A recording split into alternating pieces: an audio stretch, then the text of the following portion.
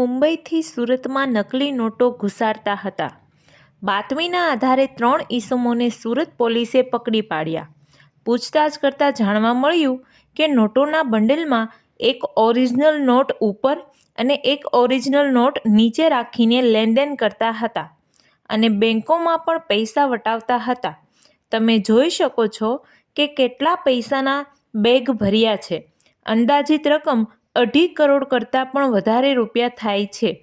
આ દેખાતા 3 ઈસમોને કેટલાક લોકોને ચેતર્યા છે તે હવે પૂછતાછમાં ખબર પડશે. જોતા રહો અમારી સાથે કલ તક ન્યૂઝ ચેનલ પર.